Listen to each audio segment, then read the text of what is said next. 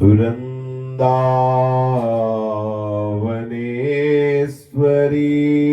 तवैव पदारविन्दम्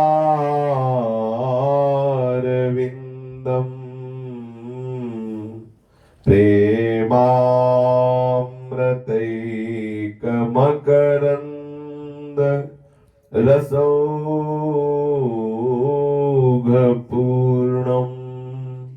हृद्यर्पितं मधुपते स्मरतापमुग्रम्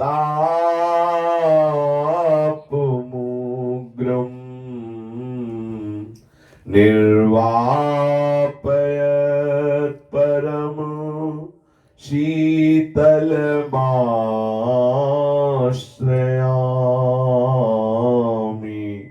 निर्वापयत् परम शीतलमाश्रयामि। श्रीमद श्री वृंदावन धाम की जय। श्री वृंदावन श्री वृंदावन श्री वृंदावन श्री वृंदावन प्राण वृंदावन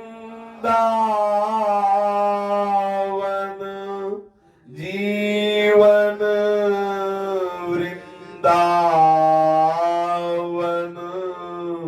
सर्वस्व वृंदावन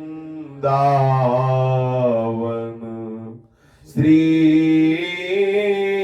वृंदावन। श्री राधा वल्लभ लाल की जय। भक्तन के शुभ गुण चरित जो सुनी है चितलाय ताके भक्ति बढ़े घनी अरु हरि हो ही सहाय।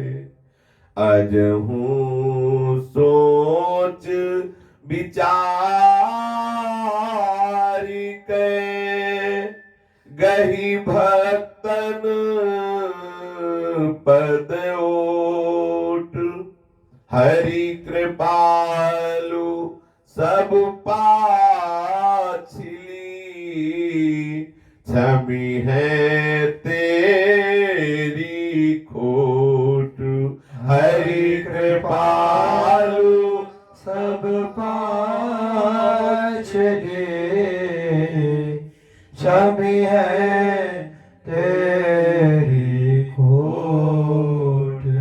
जिन महाभागवत भगवत प्रेमी रसिक संतों ने अपना संपूर्ण अंतःकरण श्यामा श्याम के चरणों में समर्पित कर दिया है, जिनके शरीर की संपूर्ण चेष्टाएं केवल भगवत प्रसन्नता के लिए होती हैं, जिनकी ज्ञानेंद्रियां एवं कर्मेंद्रियां एक क्षण के लिए भी स्वसुख वांछा से युक्त नहीं होती, केवल शास्त्र सिद्धांत के अनुसार भगवत प्रेरणा से वर्ताव करती हैं, जिनका स्वभाव बन गया है प्रभु के नाम का रटन करना, प्रभु की लीला का श्रवण करना, प्रभु की लीला का गायन करना, लीला का चिंतन करना, आठों पहर श्री अंगों की सेवा की ललक रहना, ऐसे महापुरुषों के चरणों का आश्रय, ऐसे महापुरुषों के वचनों का श्रवण,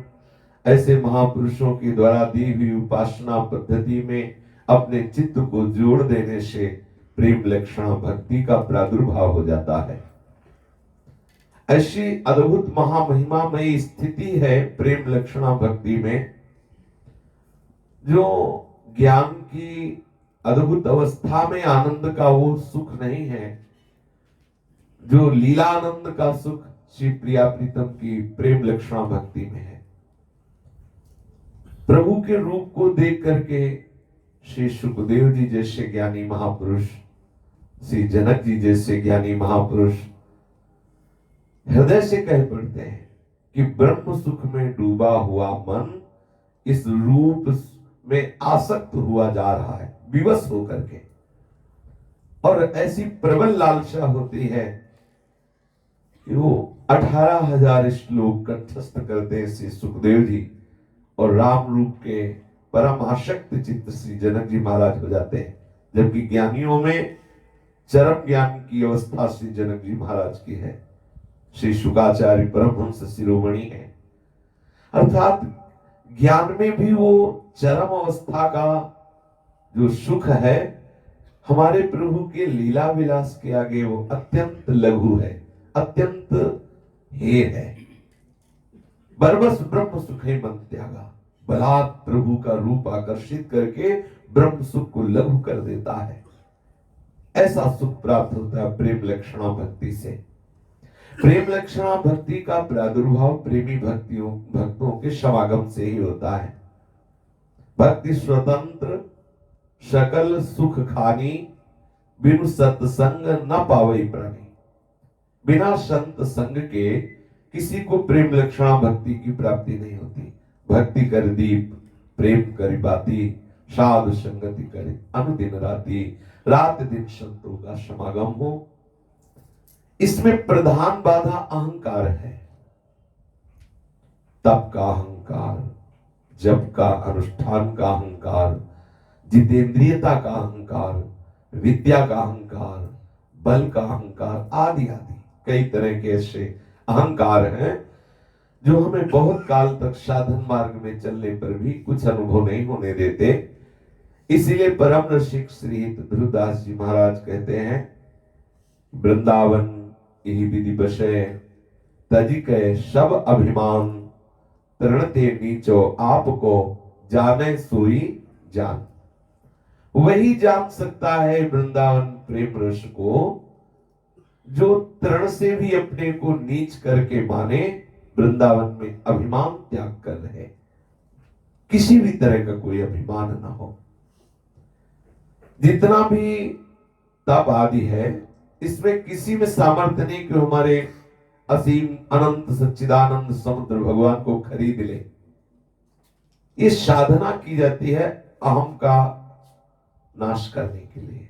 ये जो कर्तृत्वाभिमान है, देहाभिमान है, भोक्तत्व भाव है, ये थक जाता है, हार जाता है और शरणागत हो जाता है। इसलिए शुद्ध साधन में लगने की बात कही गई। वस्तुतः भगवत प्राप्ति विशुद्ध कृपा से होती है। विशुद्ध कृपा किसे कहते हैं? बोले विशुद्ध कृपा का स्वरूप है जब प्रभु द्रवित होकर के अपने निज प्रेमी भक्त का संग दे दे तो विशुद्ध कृपा हो गई। जब द्रवी दीन दयालु राघो तो साधु संगति पाई। संत विशुद्ध मिले तब यही चितवा राम कृपा कर, ऐसा कुछ है। भगवान जब कृपा करके देख लेते हैं तो विशुद्ध कृपा स्वरूप भगवत प्रेमी महात्माओं का समागम प्राप्त हो जाता है। अपने लोग ऐसे ही भगवत प्रेमी महापुरुष के पावन जस का कथन श्रवण कर रहे हैं। पूज्य श्री राधा बाबा महाराज और पूज्य श्री भाई जी और 600 यात्री एक गोमती नदी में स्नान कर रहे हैं। द्वारिका में गोमती नदी में स्नान करते ही एक अद्भुत लीला का स्फुरण हुआ। कोई न कोई निमित्त बनता है महापुरुषों की अचानक भाव परिवर्तन लीला में। तो रणछोड़ राय मंदिर के पास ही त्रिविक्रम भगवान वामन का मंदिर है। बाबा को पता नहीं है, पर अचानक बाबा की दृष्टि स्थिर होती है और सामने देखते हैं बाल ब्रह्मचारी भगवान वामन को। राधा बाबा के हृदय में विकलता पैदा हो जाती है वामन भगवान को देख के। कृपा मूर्ति साक्षात वामन भगवान। बाबा कह रहे हैं कि प्रभु की कृपा को तर्कों से नहीं तोला जा सकता है। ऐसा क्यों, ऐसा क्यों, कैसे होगी? तर्कातीत कृपा है। तर्क के द्वारा कोई प्रभु के असमूर्त कृपा का हेतु ढूंढना संभव नहीं है। इसने तो कभी कुछ ऐसा किया नहीं, इसे कैसे भगवत प्राप्ति हो सकती है? पक्का मानिए, कृपा के आश्रित हो जाइए, गली चलते ठाकुर जी मिल जाएंगे। विश्वास करो, विश्वास करो। बहुत गंभीरता से, एकांतिक बुद्धि से सुनिए, महापुरुष की बात है। तर्क के द्वारा प्रभु की असमूर्त कृपा का हेतु ढूंढना संभव ही नहीं है। अगर कोई किसी क्रिया से कृपा प्राप्त करना चाहता है तो ब्रह्मा की सृष्टि में आज तक कोई ऐसी क्रिया, ऐसी वस्तु रची ही नहीं गई जिससे भगवान को खरीदा जा सके। पूज्य श्री राधा बाबा,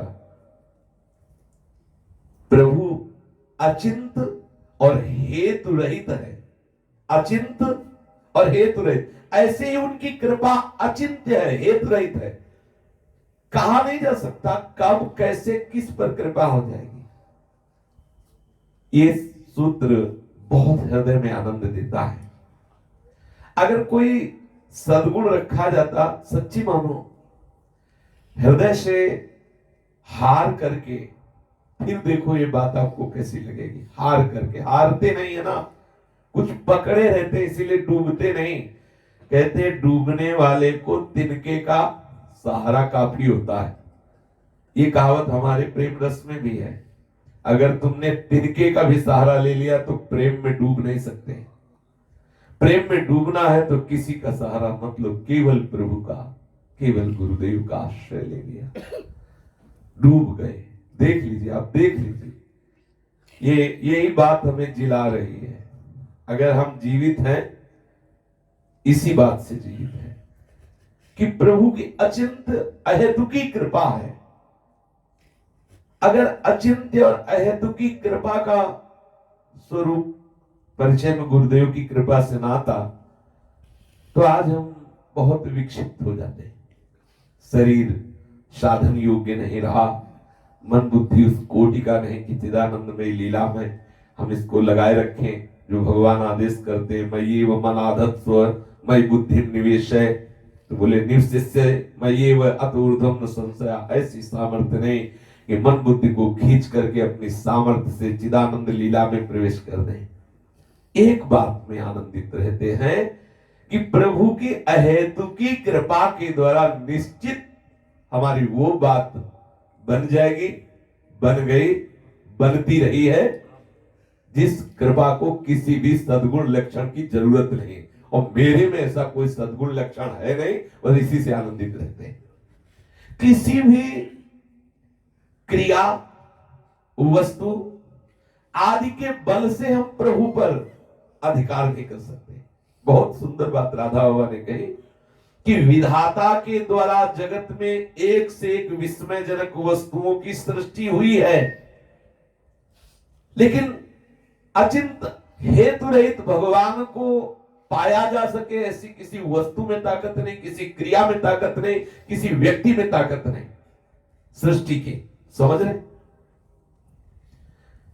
प्रभु अपनी कृपा से रीझ जाते हैं। किसी पर रीझ जाए, कब रीझ जाए, इसका कोई भी ये नहीं कहा जा सकता। क्यों ये नहीं कहा जा सकता, कैसे। प्रभु कभी कभी किसी की दुष्टता पर रीझ गए भाई, रीझ गए। जगाई मधाई की नीचता पे रीझ गए, महान साधु बना। नरवाहन की क्रूरता पे रीझ गए। बड़े विचित्र लीला बिहारी है।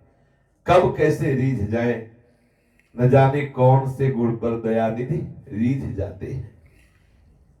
वामन भगवान को देख करके श्री राधा बाबा के नेत्रों में आंसू बहने लगे।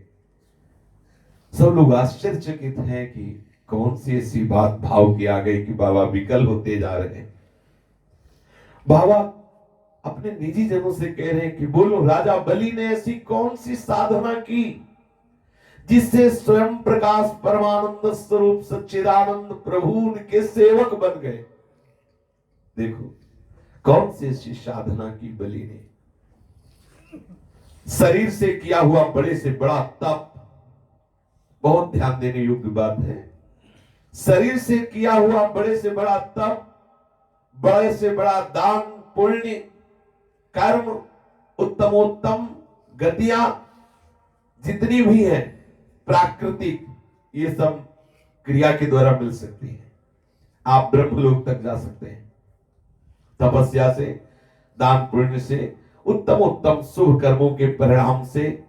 लेकिन आप प्रभु को प्राप्त कर सके ऐसी किसी भी क्रिया में सामर्थ्य नहीं है। बड़ी से बड़ी किसी साधना के फल स्वरूप भगवान मिल जाए ऐसा नहीं आज तक है। पूज्य श्री राधा बाबा के बाद यह गुण साधन देने हुए गोस्वामी जी ने भी संकेत कर दिया, किसी भी बड़ी से बड़ी साधना के फल स्वरूप किसी को भगवत प्राप्ति हो ही नहीं सकती। अब बाबा बोल रहे हैं क्यों, ऐसा क्यों? क्योंकि मैं कर रहा हूं जब तक ये बात है तब तक अहंकार सूक्ष्म रहता है। अहंकार विमूढ़ात्मा करता हमिति मन्यते, मैं कर रहा हूं ये बात जब तक है उसमें अहंकार होता है, और अहंकार से युक्त अंतःकरण में भगवदानंद का पूर्ण स्फुरण नहीं होता, भगवत साक्षात्कार नहीं। सुनो राम कर सहज स्वभाव, जन अभिमान न राखे काऊ। प्रभु को अभिमान से बहुत चिढ़ है। प्रभु का नाम गर्व प्रहारी है। अगर कोई गर्व करता है तो उसके गर्व को नष्ट करना प्रभु का स्वभाव है। यही दरबार दीन को आदर, रीति सदा चली आई। कोई दीन भाव से तो हरि उसे हृदय से लगा लेते हैं। वेद गर्भ ब्रह्मा की सृष्टि में ऐसी कोई वस्तु निर्मित ही नहीं हुई आज तक जिससे भगवान को खरीदा जा सके। बहुत ध्यान देने योग्य वस्तु है। अगर आप प्यार और दुलार से भर करके एक चुल्लू जल दे दें, एक तुलसी दल दे दें, एक पुष्प दे दें, एक कोई साधारण फल, देखो सबरी जी ने बेर दे दिया।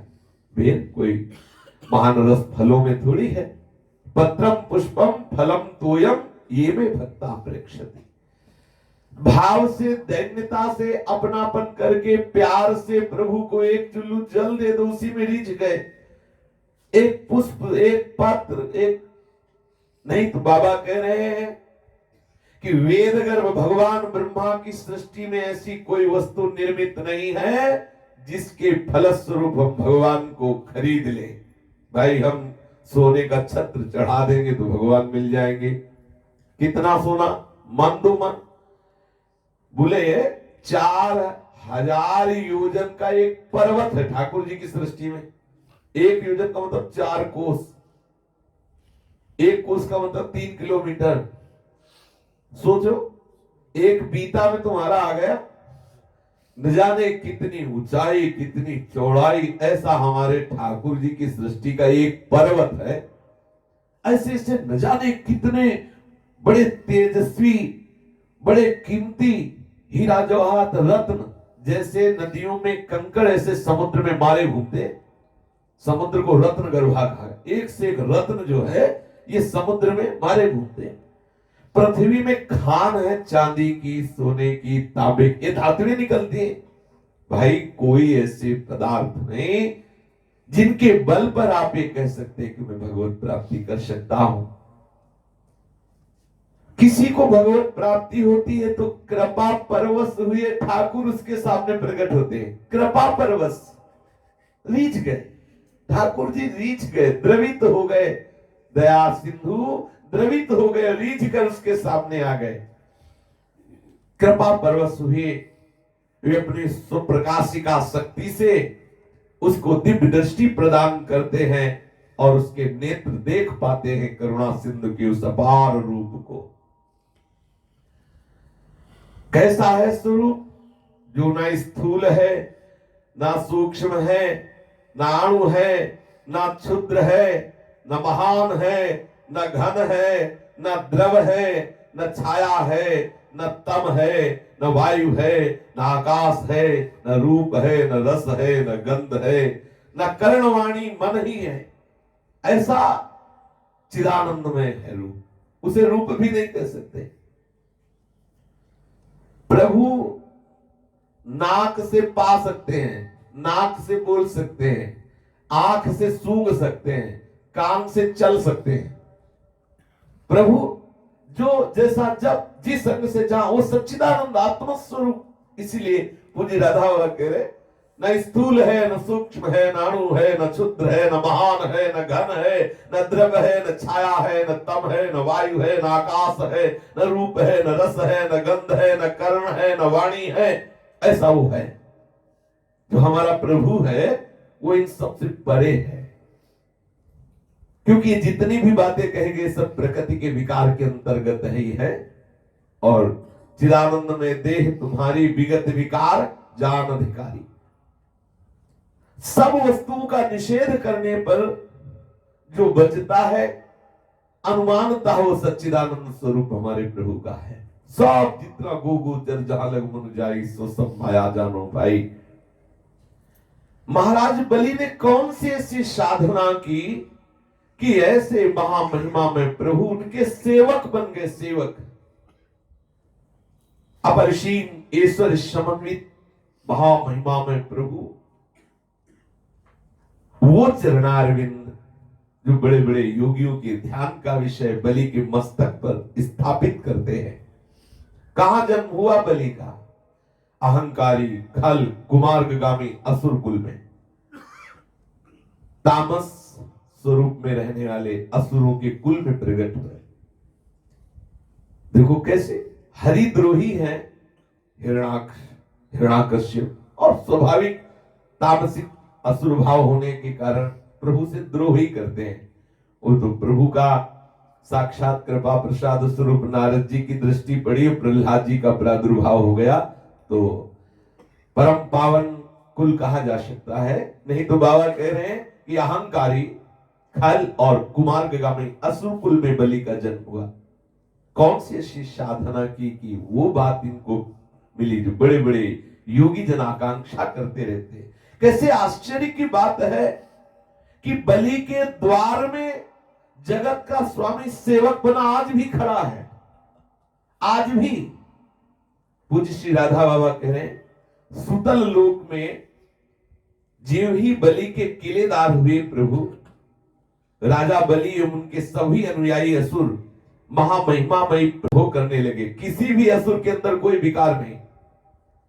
जब सुतल लोक में बलि को भेजा और भगवान उनके द्वारपाल बने, तो जितने भी सुतल लोक में रहने वाले, रसातल में रहने वाले असुर हैं, क्योंकि हर समय भगवान का दर्शन है, सानिध्य उनका प्रभाव, किसी के हृदय में कोई विकार नहीं। राजा बलि एवं उनकी सुतल लोक की सारी प्रजा, ना किसी को प्यास लगती, ना किसी को भूख लगती, ना किसी को काम है, ना किसी के क्रोध है, क्योंकि वहां भगवान साक्षात विराजमान है। असुरों के हृदय में किसी भी तरह का कोई विकार नहीं। असुरों के ही नहीं, वहां के पशु पक्षियों के भी हृदय में कोई विकार नहीं। चींटी से लेके हाथी पर्यंत सब विह्वल रहते हैं प्रेम में, क्योंकि भगवान के प्रतिपल दर्शन होते रहते हैं। वहां भगवान गुप्त रूप से नहीं, प्रकट रूप से, सेवक रूप से विराजमान है। जहां प्रभु विराजमान है, उनके मन को काम मथित नहीं कर सकता, क्रोध इंद्रियों को जला नहीं सकता, लोभ उन्हें सम्मोहित नहीं कर सकता। भगवान वामन के द्वारा सुरक्षित लोक में किसी भी अशुभ का प्रवेश नहीं, विकृति का प्रवेश गंध मात्र भी नहीं।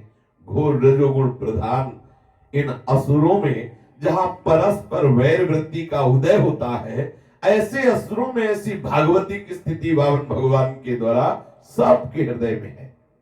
सुतल लोक में भगवान वामन का ऐसा प्रभाव है कि वहां व्याघ्र, बिड़ाल, मूषक, सर्प, नकुल, ये सब शत्रु भाव छोड़ करके स्नेह के सूत्र में एक जगह निवास करते हैं। पूज्य राधा बाबा कह रहे, सुतल लोक का सारा जीव समुदाय महान भक्ति से युक्त हो गया, क्योंकि वो प्रतिपल देखते हैं हाथ में गदा लिए हुए भगवान वामन विराजमान है। परमाति परम कल्याणकारी भगवत दर्शन जन परमानंद में मगन रहते हैं। सभी के समग्र कर्म बंधन नष्ट हो गए। भगवान वामन की स्मृति में राधा बाबा के रोम रोम आनंद से विवल हो रहे। फिर तुम में एक अभूतपूर्व उत्कंठा जागी और वहीं से भगवान वामन को बार बार साष्टांग दंडोत कर रहे, भाव में भर के बार बार दंडोत कर रहे हैं। वामन भगवान की वास्तविक ऐसी करुणा श्री बलि जी के ऊपर हुई। पर इसमें देखना है कि बलि जी कितने धैर्यशाली है। भक्त को हर स्थिति में धैर्य धारण, भक्त का बल है धैर्य। कितने आप भजन साधन प्रवीण हैं, उसका परिणाम होगा धैर्य। कठोर से कठोर आपके ऊपर व्यवहार करने पर भी आपका धैर्य न छूटे। कितना आपके साथ प्रतिकूल व्यवहार, यही है आपकी साधुता की पहचान। आपको छेड़ा जाए, आपके साथ बर्ताव अपमान का किया जाए, वो आपका हृदय वैसे शीतल है, आप मुस्कुराते रहें तो मानो आपकी कुछ साधना हुई है, आपके हृदय में कुछ भगवत तत्व स्फुरित हुआ। धैर्य की परीक्षा होती साधु की। जो जितना धैर्यवान है उतना ही वो भगवत अनुराग के मार्ग में आगे बढ़ता है। प्रसंग है कि जब कभी किसी को पद प्राप्त होता है तो उसके साथ अभिमान भी होता है। को नरस जन्मा जगमाही प्रभुता पाहि जाहि मद नहीं। भगवत आश्रित होकर के देवताओं ने असुरों पर विजय प्राप्त कर ली। जब विजय प्राप्त की, अपने अपने पदों पर विराजमान हुए तो भूल गए प्रभु की प्रभुता को और अपनी प्रभुता मान करके उपभोग विलास में मगन हो गए। ये अवसर देखा महाराज बलि ने तो अपने बाबा प्रहलाद जी के चरण धूलि माथे पे रख के अपने गुरु को रिझा लिया, शुक्राचार्य जी को, और उनसे ऐसी शक्तियां प्राप्त की कि परास्त कर दिया देवराज इंद्र को। भाग पड़े समस्त देवता स्वर्ग से, अधिकार कर लिया देवराज के भवन पर महाराज बलि ने। असुरों का साम्राज्य हो गया स्वर्ग, जो देवताओं का प्रसिद्ध स्थान है। अब माता को बड़ा दुख हुआ। माता आदिति भगवान कश्यप जी से प्रार्थना की कि भगवान असुर आपके ही बेटे हैं, भगवान कश्यप जी के ही पुत्र हैं। दीति से दैत्यों का प्रादुर्भाव हुआ, अदिति से देवताओं का प्रादुर्भाव हुआ। पिता दोनों के एक ही है भगवान कश्यप जी। हम आपकी आराधना करके चाहते कि हमारे पुत्र पुनः स्वर्ग पर आरूढ़ हो, क्योंकि सतोगुणी देवताओं के स्वर्ग पर विराजमान होने से सृष्टि आनंदित होगी। ये आसुर भाव वाले यदि दैत्य स्वर्ग पर शासन करेंगे तो धर्म मर्यादा की हानि भी हो सकती है। इसलिए जगत माता अदिति ने भगवान कश्यप जी से प्रार्थना की। भगवान कश्यप ने उन्हें एक व्रत बताया, पयोव्रत। पयोव्रत के फलस्वरूप कश्यप जी और अदिति की प्रार्थना से भगवान श्री हरि का प्रादुर्भाव हुआ। सबसे पहले भगवान चित स्वरूप अत्यंत कांतिमय तेजोमय दिव्य आभूषण आयुध धारण किए हुए प्रकट हुए और अदिति माता के देखते देखते वामन ब्रह्मचारी बन गए। वामन ब्रह्मचारी ऐसे जैसे कोई नट सभा में दिखाते दिखाते अपना वेश परिवर्तन कर ले, ऐसे सर्वसमर्थ प्रभु श्री हरि ने अपनी माता अदिति के देखते देखते वामन रूप धारण कर लिया। जब देखा कि वामन भगवान के रूप में प्रकाशित हो रहे हैं तो महर्षि जन स्तवन करने लगे। वामन भगवान को देखकर बड़े आनंदित हुए। कश्यप जी ने आगे बढ़कर प्रजापतियों के साथ जात कर्म आदि संस्कार कराए। जब उनका उपनयन संस्कार होने लगा तो गायत्री के अधिष्ठात्र देवता स्वयं सविता ने उन्हें गायत्री का उपदेश किया। देवगुरु बृहस्पति ने यज्ञोपवीत, कश्यप जी ने मेखला, पृथ्वी ने कृष्ण मृगचर्म और वन के स्वामी भगवान चंद्रमा ने दंड, मादा अदिति ने कौपीन कटिवस्त्र, आकाश के अभिमानी देवता ने वामन वेशधारी भगवान को छत्र दिया। अविनाशी प्रभु को ब्रह्मा जी ने कमंडल, सप्तऋषियों ने कुशा, सरस्वती ने रुद्राक्ष की माला। इस रीत से भगवान का उपनयन संस्कार हुआ। यक्षराज कुबेर ने भिक्षा का पात्र और जगत जननी मां अन्नपूर्णा ने भिक्षा प्रदान की। वामन वटवेशधारी श्री हरि का सब ब्रह्म ऋषियों ने सम्मान किया। बहुत ही तेजस्वी रूप है। उसी समय कोई आके सुनाता है कि सब सामग्रियों से संपन्न यशस्वी महाराज बलि भृगुवंशी ब्राह्मणों के आदेशानुसार अश्वमेध यज्ञ कर रहे हैं। ये बात सुनते ही वामन भगवान तैयार होते हैं उनकी यज्ञशाला में जाने के लिए। यद्यपि भगवान पूर्ण काम है, समस्त शक्तियों से युक्त हैं, फिर भी प्रभु मांगने के लिए जा रहे हैं। देखो, एक ध्यान देने का विषय है, सर्व सामर्थ्यशाली प्रभु जो गुरु भक्त है उसके ऊपर उनका विशासन नहीं चलता। शुक्राचार्य जी की परम भक्ति से युक्त महाराज बलि हैं, तो भगवान भगवान बन के नहीं जा रहे, भिखारी बन के जा रहे हैं। भिक्षुक वामन भगवान सर्व सामर्थ्यशाली होते हुए भी भिक्षावृत्ति दैन्यता से युक्त होती है। सेवक सुख चाह मान भिखारी, भिक्षुक वृत्ति में सबसे पहले मान का हनन होता है। देखो, जगत के स्वामी आज गुरु भक्ति के परिणाम स्वरूप एक भिक्षुक बन करके महाराज बलि के सामने जा रहे हैं। नर्मदा नदी के तट पर भृगुकृच्छ नामक एक बड़ा सुंदर स्थान है। वही बलि के भृगुवंशी ऋत्विज श्रेष्ठ यज्ञ का अनुष्ठान करा रहे थे। सब लोगों ने दूर से ही देखा, महान तेजस्वी ब्रह्मचारी पधार रहे हैं। ऐसा जान पड़ता था मानो साक्षात भगवान सूर्य ही आ रहे हैं, इतना तेज। प्रभु के तेज से ऋत्विज यजमान सदस्य सब के सब निस्तेज हो गए। सोचने लगे कि कहीं ऐसा तो नहीं कि यज्ञ देखने के लिए भगवान अग्निदेव आ रहे हो, सूर्य आ रहे हो, या सनत कुमार से कोई ब्रह्म ऋषि पधार रहे हो। भृगु के पुत्र शुक्राचार्य आदि अपने शिष्यों के साथ इस प्रकार विचार ही कर रहे थे कि तेजस्वी कौन आ रहा है। उसी समय हाथ में छत्र दंड और जल से भरा हुआ कमंडल लिए हुए वामन भगवान ने अश्वमेध यज्ञ मंडप में प्रवेश किया। कमर में मूंद की मेखला है, गले में यज्ञोपवीत धारण किए हुए हैं, बगल में मृगचर्म है और सिर पर जटाएं हैं।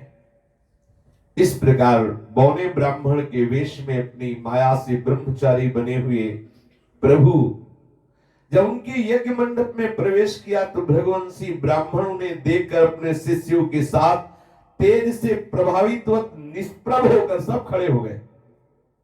प्रभु के पधारते ही सब खड़े हो गए। जब कोई तेजस्वी तपस्वी भजनानंदी पधारता है तो सबके प्राणों का उत्क्रमण होने लगता है, उठने लगते हैं। चाहिए कि उठकर खड़ा हो जाए तो आपके प्राणों को बल मिलेगा, आपकी आयु बढ़ेगी, आपका तेज बढ़ेगा, आपका सुकृत बढ़ेगा। आप अगर नहीं उठते तो प्राण शक्ति क्षय होने लगेगी। उस महापुरुष के आते ही यदि आप बैठे हुए तो आपकी आयु कम होगी, आपकी श्री तेज, आपकी प्राण शक्ति ये सब कमजोर होने लगे। ये कोई ऐसा नहीं कि हमें उसके सम्मान के लिए खड़े होना, अगर ऐसा भावना नहीं तो आप अपनी रक्षा के लिए खड़े हो जाइए। आपके अंदर जो देवी संपदा है वो बढ़ेगी, आपके अंदर प्राण शक्ति बढ़ेगी, भजन शक्ति बढ़ेगी।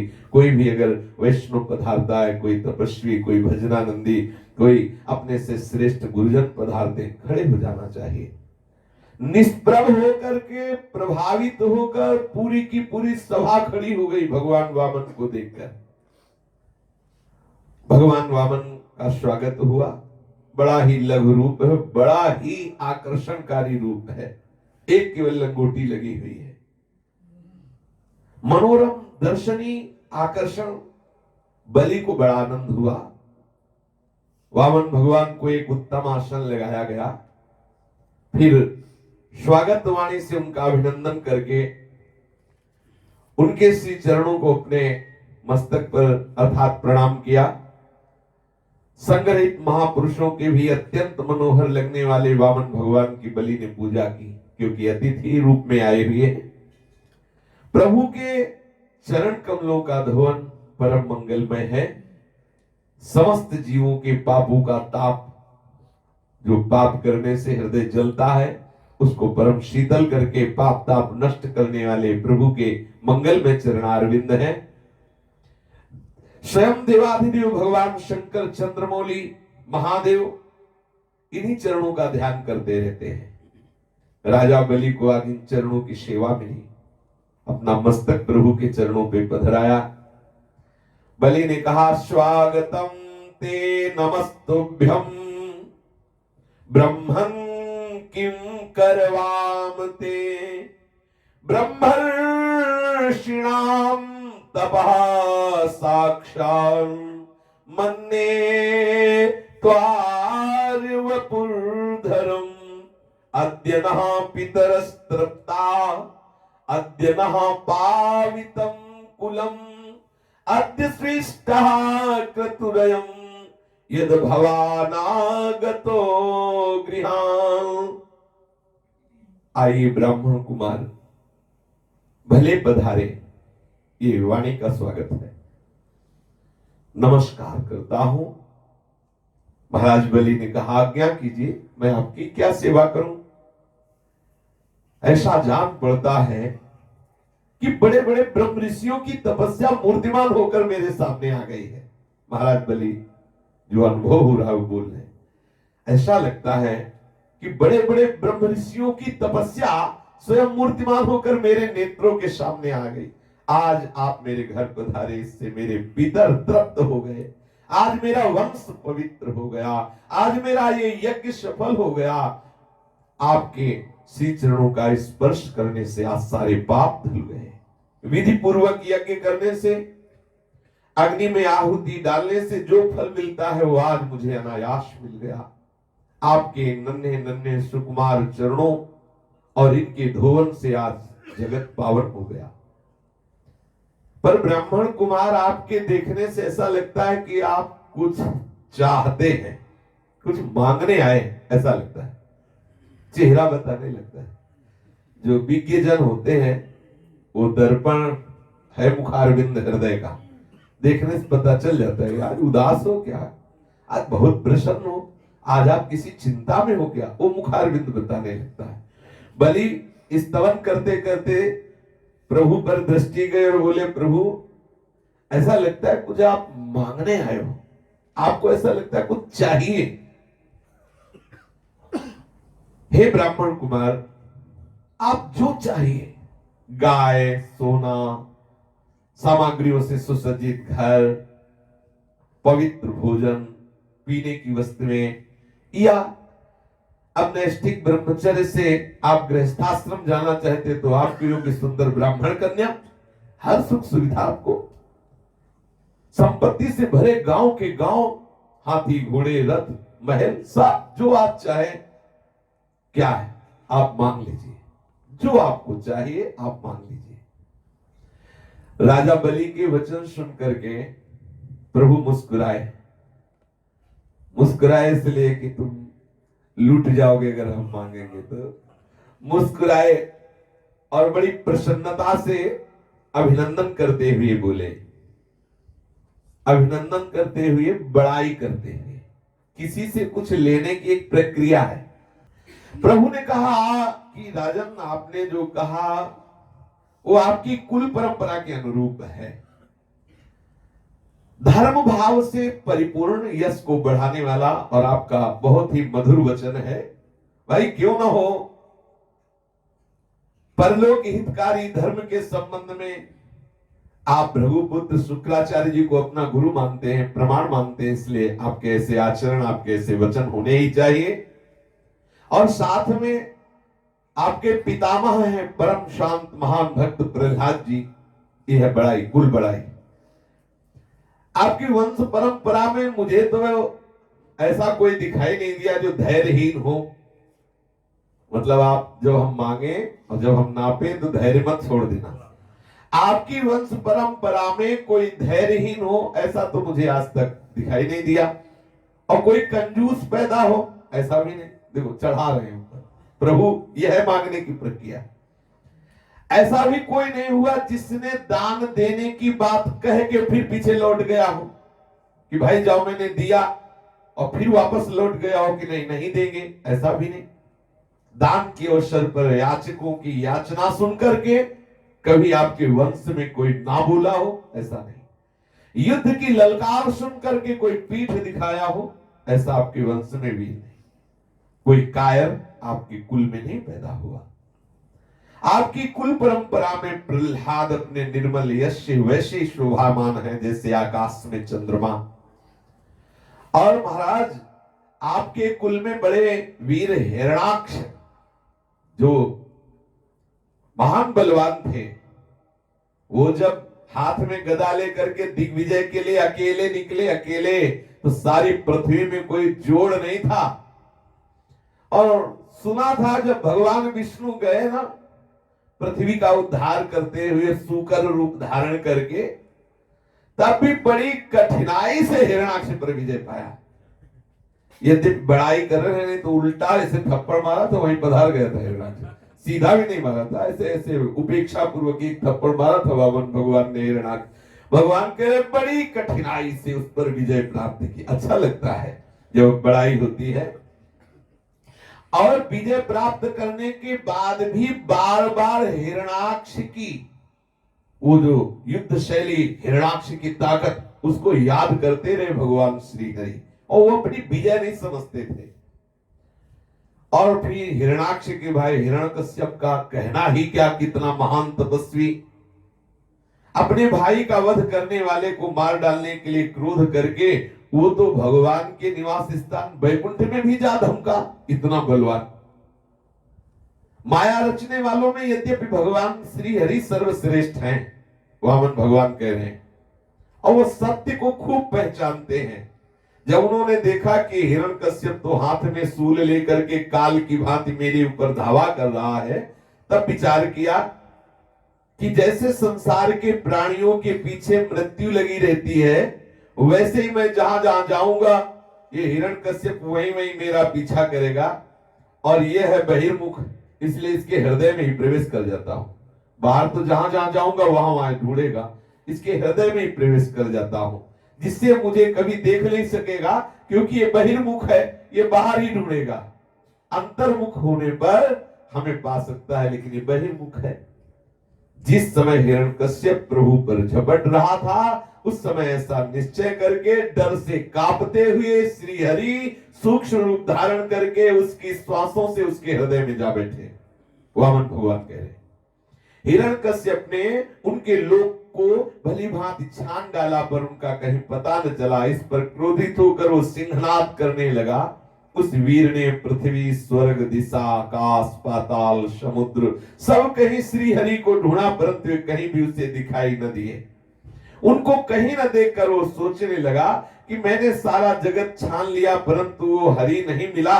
अवश्य ही वो मेरे भाई को मारने वाला उस लोक में चला गया जहां से जाकर फिर लौटना नहीं होता।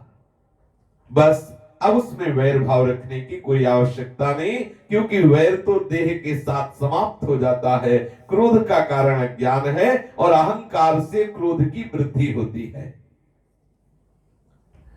और महाराज आपके पिता प्रहलाद नंदन विरोचन तो बड़े ही ब्राह्मण भक्त थे, यहां तक कि उनके शत्रु देवताओं ने ब्राह्मणों का वेश बनाकर उनसे उनकी आयु का दान मांगा, और उन्होंने ब्राह्मणों के छल को जानते हुए भी अपनी आयु दे डाली। आप भी उसी धर्म का आचरण करते हैं जिसका शुक्राचार्य आदि ये ब्राह्मण जन, आपके पूर्वज प्रहलाद आदि और दूसरे यशस्वी वीरों ने पालन किया है। महाराज आप मुंह मांगी वस्तु देने वालों में श्रेष्ठ हैं, इसीलिए मैं आपसे कुछ मांगना चाहता हूं।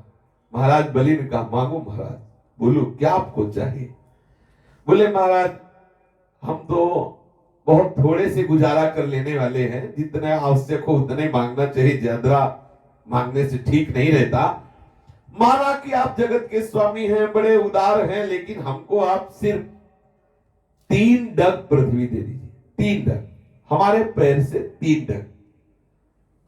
हंस दिया महाराज बलि ने कि बच्चे ही हो, अभी जानते नहीं तुम किससे मांग रहे हो। महाराज बलि से मांग रहे हो, वो भी 3 पग भूमि। और वामन भगवान ने कहा मैं दान ज्यादा लेता नहीं हूं, ज्यादा दान नहीं लेता हूं, क्योंकि ज्यादा दान लेने से पुण्य नष्ट हो जाता है, प्रतिग्रह जन्य पाप लगता है। महाराज बलि ने कहा अहो ब्राह्मण दायाद वाचस्ते वृद्ध सम्मता। त्वं बालो बालिष्मतिः स्वार्थं प्रत्यबुधो यथा। तुम वृद्धों जैसी करते हो लेकिन हो अभी बच्चे, अभी तुम बालक हो, इसी से तुम्हें ये पता नहीं कि तुम्हारी हानि किसमें है, तुम्हारा लाभ किसमें है। देखो, तुम जिससे बात कर रहे हो तीनों लोगों के स्वामी महाराज बलि से बात कर रहे हो। तुम मांगो तो दीप का दीप दे सकता हूं। मुझे अपनी वाणी से तुमने प्रसन्न कर लिया और सिर्फ 3 डग भूमि, बच्चे हो, एक बार फिर अवसर देता हूं, मांग लो। एक बार कुछ मांगने के लिए मेरे पास आवे और उसे फिर किसी और के सामने हाथ फैलाना पड़े, ऐसा नहीं। आप जो चाहो अपनी जीविका के लिए जितनी भूमि, जितना धन, जो वस्तु आप मांग लो। प्रभु ने कहा कि यावन्तो विषयाः प्रेष्ठास् त्रिलोक्यामजितेन्द्रियम् न शक्नुवन्ति ते सर्वे प्रतिपूरयितुं नृपो। वामन भगवान ने कहा संसार के सब विषय, भोग, नाना प्रकार की वस्तुएं ये एक आदमी को दे दी जाए तो भी वो नहीं कहेगा कि मैं पूर्ण हो गया। ध्यान देने का विषय है, जो अजितेंद्रिय है, भगवत विमुख है, संसार को ही सत्य मानकर सुख बुद्धि से भोगना चाहता है, एक मनुष्य को सब भोग दे दिए जाए पूरी सृष्टि के तो भी वो तृप्त नहीं हो सकता, क्योंकि वहां है ही नहीं सुख। इंद्रियों के वश में रहने वाले को कभी संतोष नहीं प्राप्त होता। जो 3 पग भूमि से संतोष नहीं कर सकता, तो उसे 9 वर्षों से युक्त एक द्वीप भी दे दिया जाए तो कैसे संतुष्ट हो सकता है, क्योंकि उसके मन में 7वें द्वीप पाने की इच्छा रहेगी। मैंने सुना है कि पृथु, गया आदि नरेश 7 द्वीपों के अधिपति थे, परंतु उतने धन और भोग की सामग्रियों के मिलने पर भी वे तृष्णा का पार न पा सके। जो कुछ प्रारब्ध से मिल जाए उसी में संतुष्ट हो रहने वाला पुरुष अपना जीवन सुख से व्यतीत करता है, परंतु अपनी इंद्रियों को वश में न रखने वाला तीनों लोगों का राज्य पाने पर भी दुखी ही रहता है, क्योंकि उसके हृदय में असंतोष की आग धधकती रहती है। भगवान वामन ने कहा कि धन और भोगों से संतोष न होना यही जीव के जन्म मृत्यु के चक्कर में गिरने का प्रधान कारण है। धन और भोगों से संतोष न होना यही जीव के जन्म मृत्यु के चक्कर में गिरने का प्रधान कारण है। जो कुछ प्राप्त हो जाए उसी में संतोष कर लेना ये मोक्ष का कारण है। जो ब्राह्मण स्वयं प्राप्त वस्तु से संतुष्ट रहता है उसके तेज की वृद्धि होती है, उसके असंतोषी हो जाने पर उसका तेज वैसे ही शांत हो जाता है जैसे जल डालने से अग्नि शांत हो जाती है। इसमें संदेह नहीं कि महाराज आप मुंह मांगी वस्तु देने वालों में शिरोमणि हो, इसलिए मैं सिर्फ आपसे केवल 3 पग भूमि मांगता हूं, इसी से मेरा काम बन जाएगा, मुझे ज्यादा और नहीं चाहिए। प्रभु के इस प्रकार कहने पर राजा बलि हंस पड़े। उन्होंने कहा अच्छी बात है, जितनी तुम्हारी इच्छा हो उतनी ही ले लो। यूं कहकर वामन भगवान को 3 पग पृथ्वी का संकल्प करने के लिए उन्होंने जलपात्र उठाया। भगवान शुक्राचार्य जी जो बलि जी महाराज के गुरु हैं वो जान गए कि ये वामन नहीं, ये मीठी मीठी बात बोलने वाले श्री हरि ही हैं, ये लीला से छल रहे हैं हमारे शिष्य को। राजा बलि को पृथ्वी देने के लिए तैयार देख करके शुक्राचार्य जी ने कहा कि एस वै रोचने साक्षात भगवान विष्णुरव्ययः कश्यपा ददिते जातो देवानां कार्य साधकः प्रतिश्रुतम् त्वयि तस्मै यदनर्थमजानता न साधु मन्ये दैत्यानां महानुपगतो नयः। विरोचन कुमार सावधान,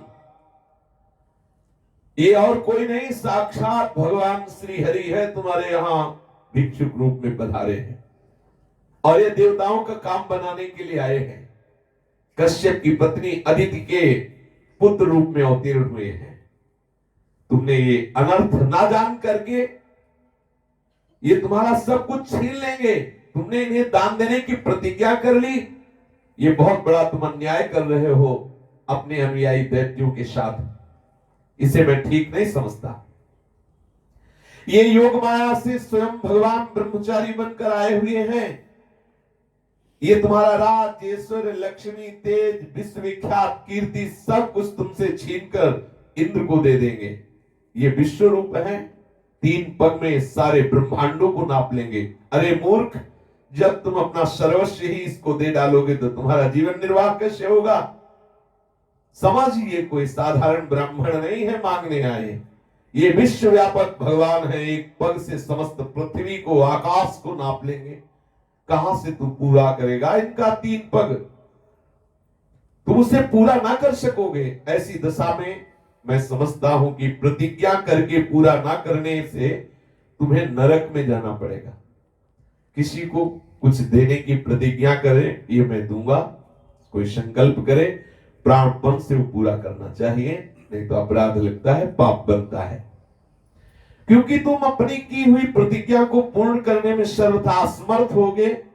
प्रतिज्ञा करके पूरा ना कर पाने के कारण तुम्हें नरक में ही जाना पड़ेगा। विद्वान पुरुष उस दान की प्रशंसा नहीं करते जिसके बाद जीवन निर्वाह के लिए कुछ बचे ही नहीं। जिसका जीवन निर्वाह ठीक ठीक चलता है वही संसार में दान, यज्ञ, तप और परोपकार के कर्म कर सकता है। जो मनुष्य अपने धन को 5 भागों में बांट देता है, एक धर्म के लिए, दूसरा यश के लिए, तीसरा धन की वृद्धि के लिए, चौथा भोगों के लिए, पांचवा अपने परिवार के लिए। जो धन के 5 भाग करता है, एक धर्म के लिए, एक हिस्सा धन का धर्म के लिए, दूसरा यश के लिए, तीसरा धन की बढ़ोतरी के लिए, व्यापार आदि के लिए, चौथा भोगों के लिए, पांचवा अपने स्वजन संबंधी परिवार के लिए।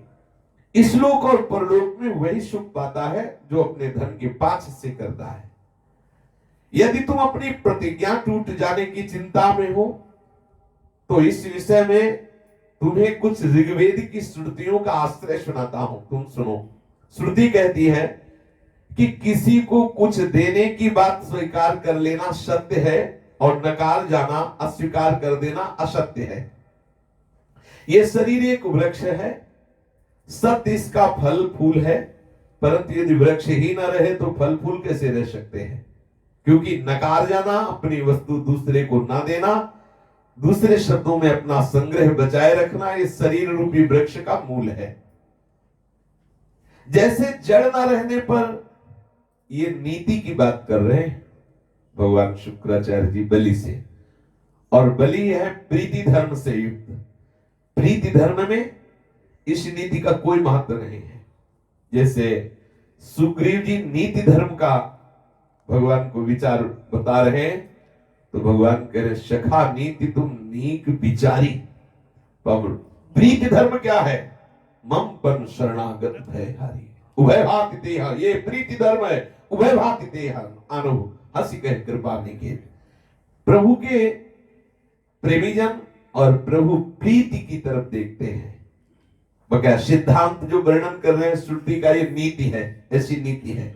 शुक्राचार्य जी कह रहे हैं कि हां मैं दूंगा, ये बात के निकलते ही धन को दूर हटाना है। इसलिए मैं समझता हूं कि इसका उच्चारण करना अपूर्ण है, धन से खाली होना है। हां मैं दूंगा ऐसा कहना वो धन से खाली हो जाता है। जो याचकों को सब कुछ दे देना स्वीकार कर लेता है और अपने लिए भोग की सामग्री नहीं रख सकता तो क्या? इसके विपरीत मैं नहीं दूंगा, ये जो अस्वीकारात्मक असत्य है वो अपने धन को सुरक्षित रखने तथा पूर्ण करने वाला है। परंतु ऐसा सब समय नहीं करना चाहिए। जो सब में सभी वस्तुओं के लिए नहीं करता रहता है उसकी अपकीर्ति होती है और जीवित मुर्दे के समान है, उसकी दुर्गति होती है। स्त्रियों को प्रसन्न करने के लिए हास परिहास में, विवाह में, कन्या की प्रशंसा में, अपनी जीविका की रक्षा में, प्राण संकट उपस्थित होने पर गौ ब्राह्मण संत की रक्षा के लिए यदि झूठ बोल दिया जाए तो वो सत्य के समान ही है, वो निंदनीय नहीं है।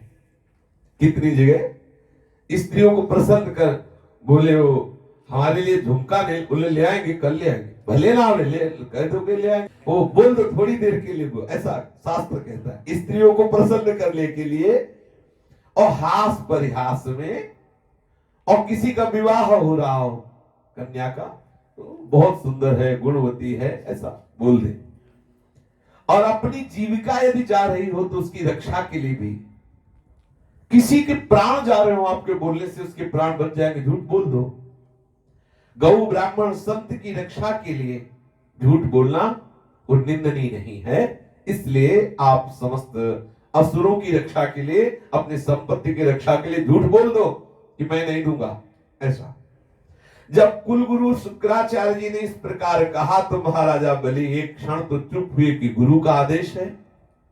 फिर सावधानी से श्री शुक्राचार्य जी के प्रति महाराज बलि बोले, सत्यम भगवता प्रोक्तम धर्मोऽयं गृह मेधिनाम अर्थम कामम यशो वृत्तिम यो न बाधेत कर्हिचित सचाहम वित्तलोभेन प्रत्याचक्षे कथम द्विजम प्रतिश्रुत्य ददामीति प्रह्लादिः कितो यथा। राजा बलि ने कहा, हे भगवान, हे गुरुदेव, आपका कहना सत्य है। गृहस्थाश्रम में रहने वालों के लिए यही धर्म है जो आप उपदेश कर रहे हो, जिससे अर्थ, काम, यश और आजीविका में कभी किसी प्रकार की बाधा ना पड़े, ऐसा आप उपदेश कर रहे हैं। परंतु गुरुदेव, मैं केवल गृहस्थी नहीं हूं, मैं प्रहलाद जी का पौत्र भी हूं, परम भक्त प्रहलाद जी का पौत्र। केवल गृहस्थी नहीं हूं कि आपकी इस नीति का मैं पालन करूं। बहुत ध्यान देने योग्य बात है। यदि भगवत प्रीति में कहीं नीति बाधा पहुंचा रही हो तो किसी के द्वारा उपदिष्ट नीति हो उसका त्याग कर देना चाहिए। गुरुबल तजो कंत ब्रज बनितन भे मुद मंगलकारी, गोस्वामी जी कह रहे। परंतु सदगुरुदेव, मैं प्रहलाद जी का पौत्र हूं, केवल एक गृहस्थ ही नहीं हूं। एक बार देने की प्रतिज्ञा कर लिया तो चाहे प्राण निकल जाए मैं दोबारा ना नहीं कह सकता। धन के लोभ से ठग की भांति मैं अपने आप को ये नहीं बदल सकता कि मैंने कहा कि दूंगा और कह दूं नहीं दूंगा, ऐसा नहीं हो सकता। मैं महाराज प्रहलाद का पौत्र हूं, ऐसा नहीं बोल सकता। इस पृथ्वी ने कहा है कि मैं सबके भार को सह सकती हूं, लेकिन असत्य जो बोलते हैं, असत्य से बड़ा कोई अधर्म नहीं। मैं ऐसे अधर्मी का भार सहने में बहुत कष्ट महसूस करती हूं। मैं सब कुछ सहने में समर्थ हूं, परंतु ये जो झूठे हैं लोग हैं, झूठे देना, झूठे लेना, झूठे भोजन, झूठ चबेना, ऐसे मनुष्यों का भार मुझसे सहा नहीं जाता। हे गुरुदेव, मैं नरक से, दरिद्रता से, दुख के समुद्र से, अपने राज्य के नाश से और मृत्यु से भी उतना नहीं डरता जितना किसी को देने की बात कह के उसे धोखा दे दूं, इससे डरता हूं। एक बार कह दिया दूंगा तो चाहे प्राण निकल जाए, चाहे मुझे नरक मिले, चाहे दरिद्रता भोगनी पड़े, चाहे जितना भयानक दुख भोगना पड़े, मैं उसे ना नहीं कह सकता। इस संसार में मर जाने के बाद धन आदि जो जो वस्तुएं साथ छोड़ देती हैं, यदि उनके द्वारा दान आदि से ब्राह्मणों को संतुष्ट न किया जा सके तो उस धन का क्या लाभ। महाराज दधीची, सीवी, इन बड़े बड़े महापुरुषों ने दूसरों के सुख के लिए अपने प्राणों की बलिहारी कर दी, प्राणियों की भलाई के लिए अपने प्राणों का दान कर दिया। फिर पृथ्वी धन आदि वस्तु देने के लिए क्या विचार करना। पहले युग में बड़े बड़े दैत्य राजों ने इस पृथ्वी का उपभोग किया। पृथ्वी में उनके सामना करने वाला कोई नहीं था। उनके लोक और परलोक को तो काल खा गए, परंतु उनका यश अभी पृथ्वी पर ज्यों का त्यों बना हुआ है। हे गुरुदेव, ऐसे लोग संसार में बहुत हैं जो युद्ध में पीठ ना दिखाकर अपने प्राणों की बलि चढ़ा देते हैं, परंतु ऐसे लोग बहुत दुर्लभ हैं जो सतपात्र के प्राप्त होने पर श्रद्धा के साथ धन का दान करें। गुरुदेव, यदि उदार और करुणाशील पुरुष अपात्र याचक की कामना पूर्ण करके दुर्गति भोगता है तो वो दुर्गति भी उसके लिए शोभा की बात होती है। फिर आप जैसे ब्रह्मवेत्ता पुरुषों को दान करके दुख प्राप्त हो तो उसके लिए कहना ही क्या है। इसलिए मैं इस ब्रह्मचारी की अभिलाषा अवश्य पूर्ण करूंगा। हे महर्षि, वेद विधि के जानने वाले आप लोग बड़े आदर्श यज्ञ याग आदि द्वारा जिनकी आराधना करते हैं, वे वरदानी श्री हरि ही इस रूप में हो अथवा कोई दूसरा हो, मैं इनकी इच्छा को अवश्य पूर्ण करूंगा, क्योंकि यहां मांगने आए हैं और मैंने देने का संकल्प किया है। यदि मेरे अपराध न करने पर ये मुझे अधर्म से बांध लेंगे तब भी मैं इनका अनिष्ट नहीं चाहूंगा, क्योंकि मेरे यहां आए हैं।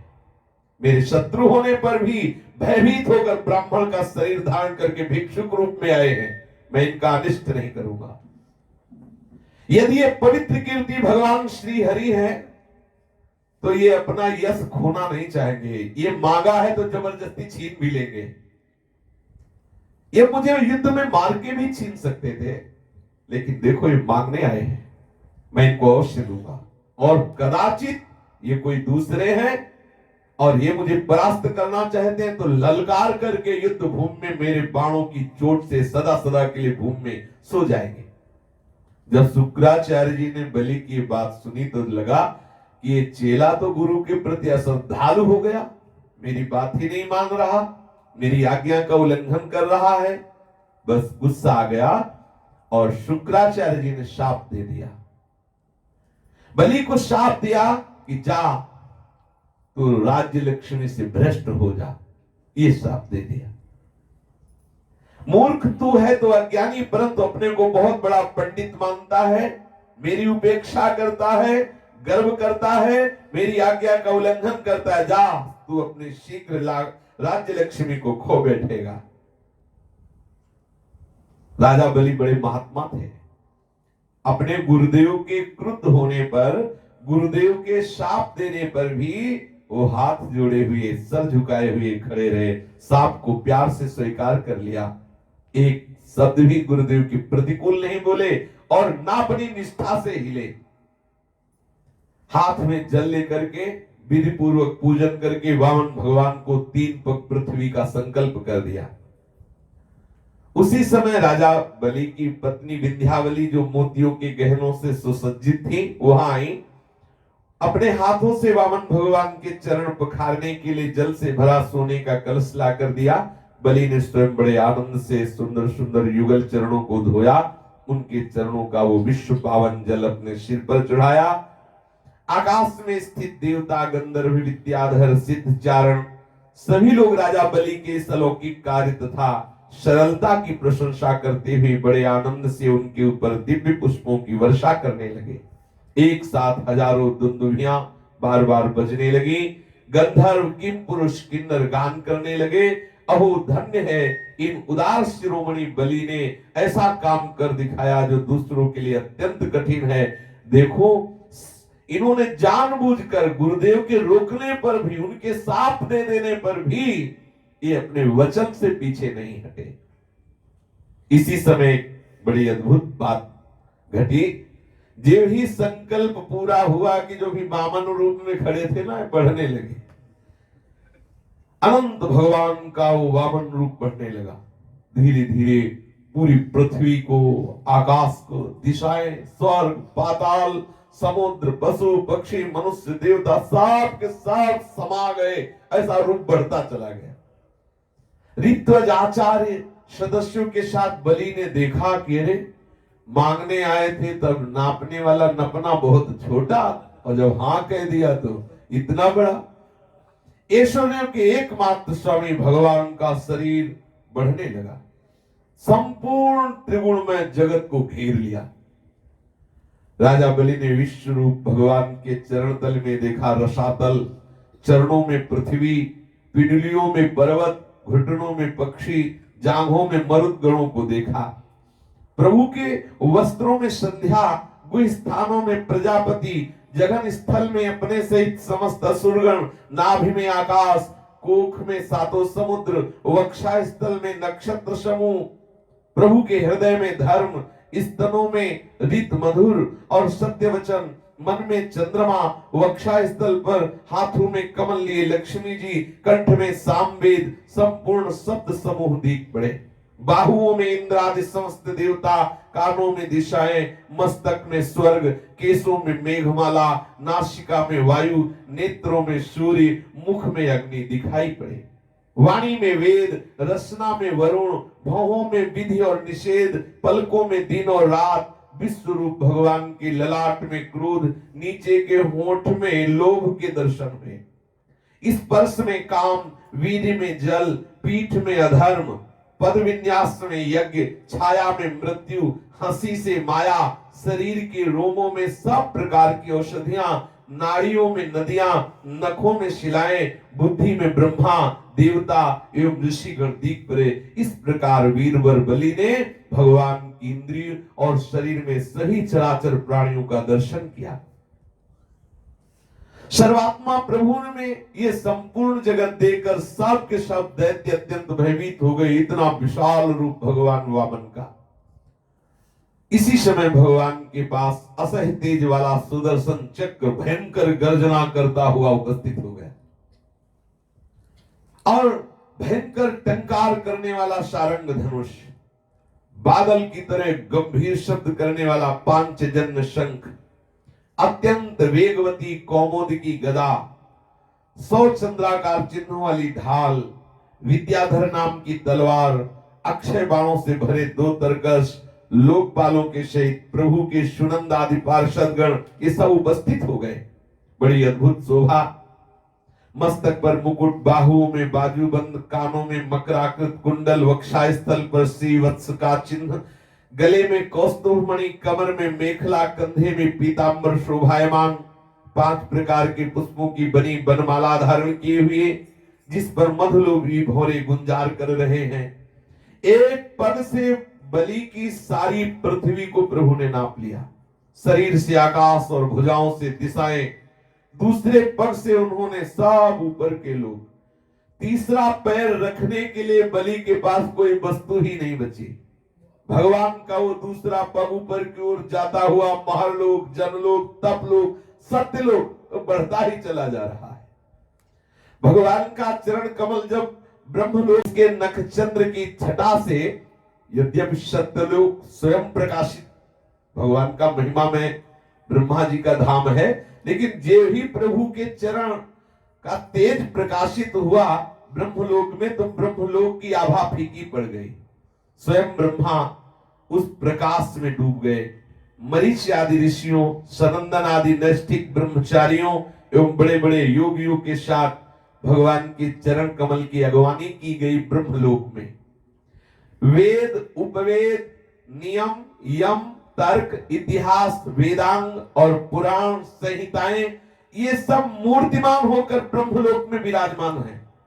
ब्रह्मलोक में मूर्तिमान होकर जिन लोगों ने योग रूप वायु से ज्ञानाग्नि को प्रज्वलित करके कर्ममल को भस्म कर डाला है, वे महात्मा सबने भगवान के चरण की वंदना की।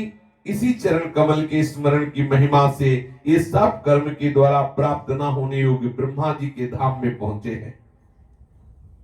भगवान ब्रह्मा की कीर्ति बड़ी पवित्र है। वे प्रभु श्री हरि के नाभि कमल से उत्पन्न हुए हैं।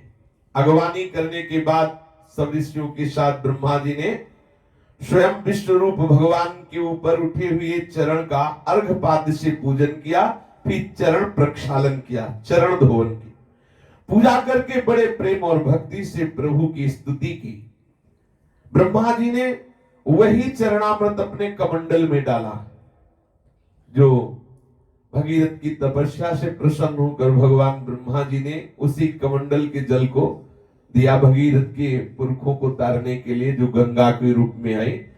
3 भागों में विभाजित हुई, अलकनंदा और मंदाकिनी और भागीरथी गंगा, 3 रूप में।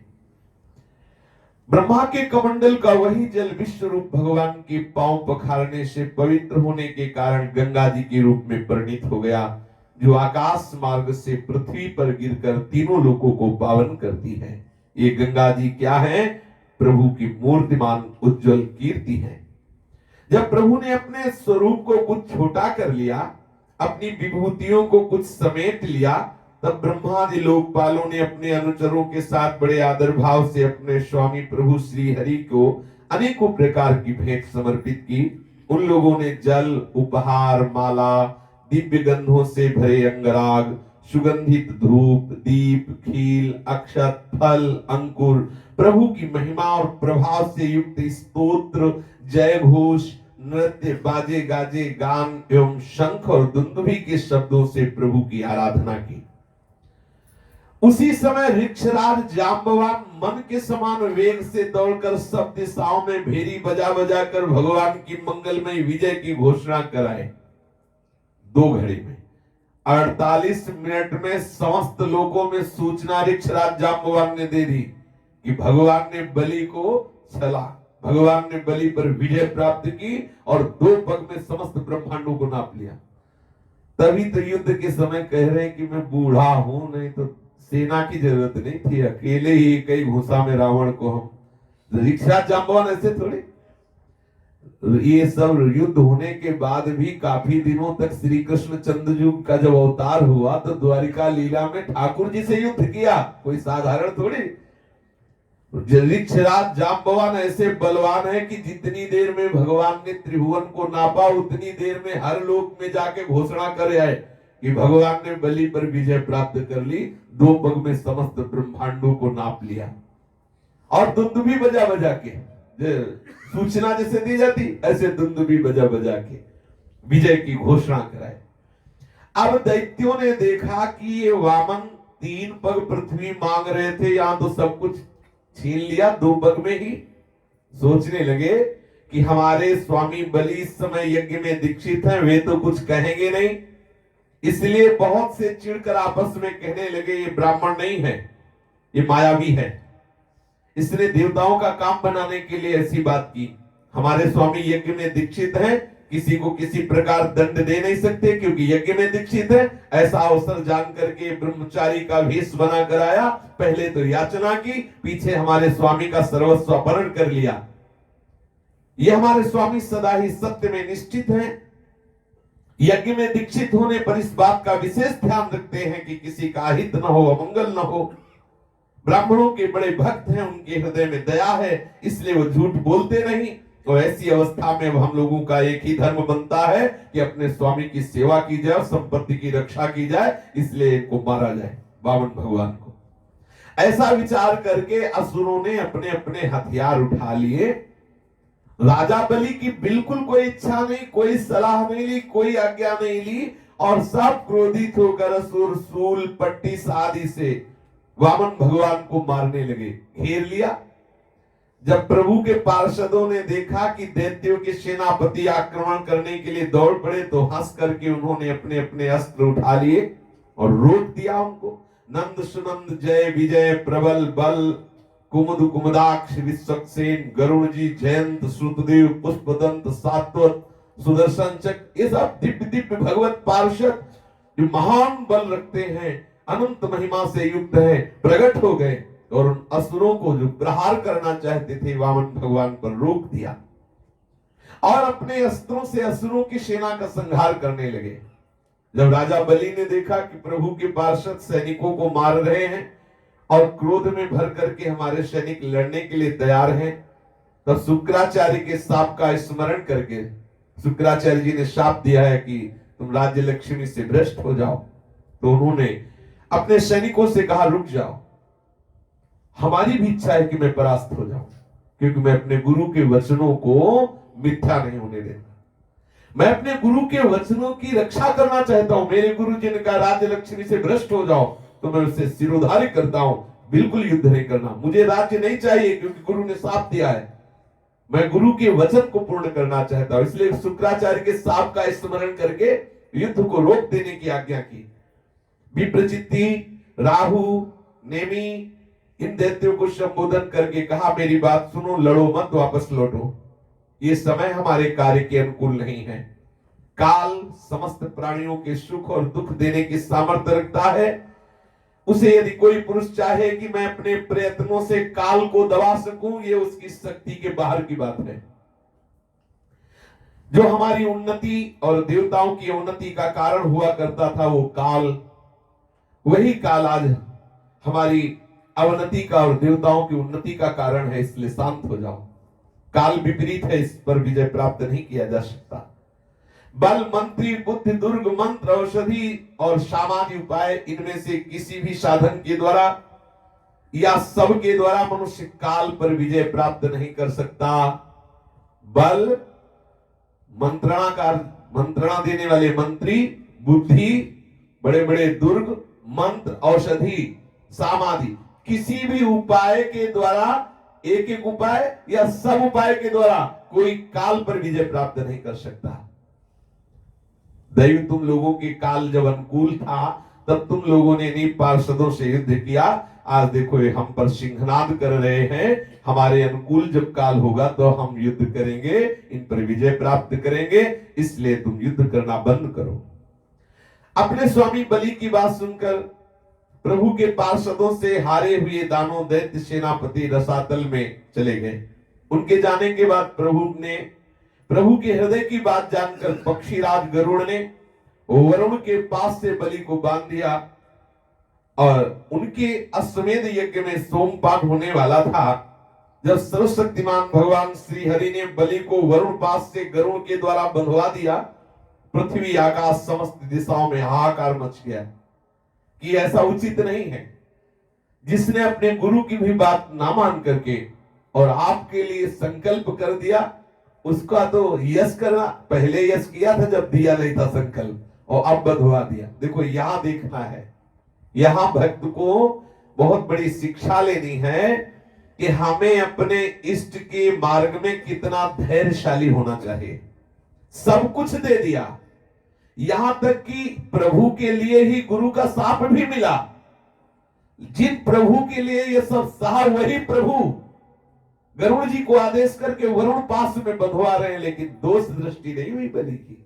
धैर्य बहुत आवश्यक है भक्ति मार्ग में, धैर्य, नहीं तो घबराहट पैदा हो जाए कि जिनके लिए हम सब कुछ छोड़ा वही हमारे प्रतिकूल हो रहे, वही मुझे बांध रहे, वही मुझे कष्ट दे रहे। क्या ये भगवत्ता है? आप देखिए, धैर्य पूर्वक, मनन पूर्वक, विचार पूर्वक श्रवण कीजिए।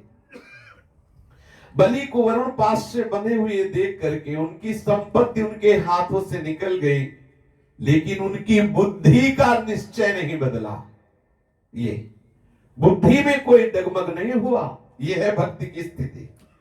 उस समय भगवान ने बलि से कहा, देखो बांध भी लिया और कठोर वचन भी बोल रहे हैं। बड़ा दानी बनता था। 3 पग पृथ्वी देने के लिए कहा, 2 में तो सब कुछ नाप लिया, तीसरा कहां से पूरा करेगा?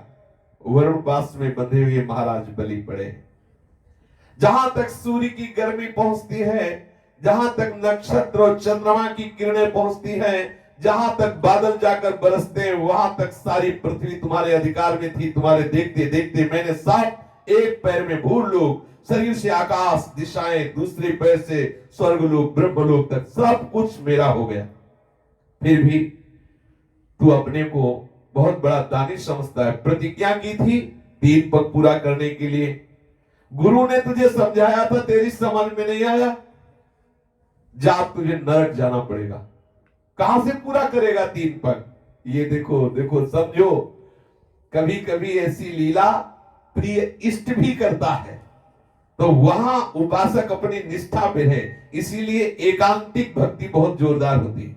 मैं आपसे प्रेम करता हूं, मुझे आपसे कुछ चाहिए नहीं, मैं आपके लिए हूं। हमारा जीवन आपके लिए, हमारे प्राण आपके लिए। मैं अपनी तरफ से आपसे प्यार करता हूं।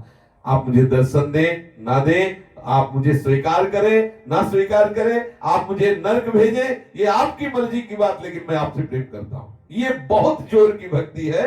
इसी में हरि अधीन हो जाते हैं। अब आप देखो, ये परीक्षा ले रहे हैं और फल क्या होगा इस परीक्षा का? जा तू नरक में प्रवेश कर। अब भगवान की वाणी कोई मजाक थोड़ी, भगवान जो बोलते हो सत्य स्वरूप। जा तू नरक में प्रवेश कर। घबरा जाए भगत कि अब तो मतलब सबका, कोई एक चुल्लू जल दे दे इनको तो परम पद में जाता है, एक तुलसी दल दे दे तो परम पद का अधिकारी बनता है। किसने सब कुछ दे दिया उनके लिए करे जा नरक जा। देखो ये है देखना, समझना, धैर्य पूर्वक रहना। जो देने की प्रतिज्ञा करके मुकर जाता है, धोखा देता है, उसके सारे सुख नष्ट हो जाते हैं। स्वर्ग की बात क्या, उसे नरक में गिरना पड़ता है। बड़ा घमंड था ना तो कि त्रिभुवन का राजा है, ऐसे बोल रहे भगवान। मैं दूंगा ऐसी प्रतिज्ञा किया, धोखेबाज तीसरा पग पूरा कर, नहीं तो झूठ बोलने के कारण तुझे नरक मिलेगा।